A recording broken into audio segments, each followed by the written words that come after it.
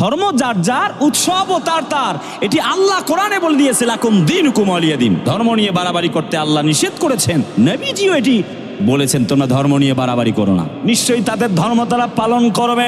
হিন্দুদের পূজা আর মুসলমানদের রোজা একসাথে চলবে, কোনো আপত্তি নাই, কিন্তু মুসলমানেরা তাদের পূজা পার্বণে যাবে না। তারা তাদের ধর্ম পালন করবে। প্রয়োজন হলে দেশ এবং দশের স্বার্থে আমরা ইসলামের যে সৌন্দর্য, সেই সৌন্দর্যকে রক্ষায় প্রয়োজনে তারা অনিরাপত্তায় ভুগলে ইসলাম তাদেরকে নিরাপত্তার ব্যবস্থার জন্য বলেছে।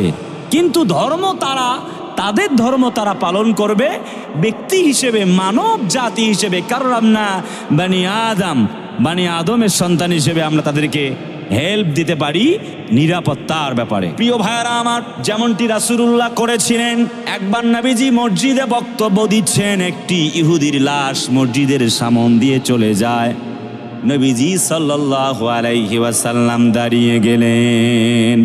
সাথীরা বললেন, ইয়া রাসূলুল্লাহ, আপনি একটি ইহুদির লাশ দেখে দাঁড়ালেন কেন? নবীজি আয়াতে কারিমা স্মরণ করিয়ে দিলেন, ওয়ালাকাদ কাররামনা বানি আদম।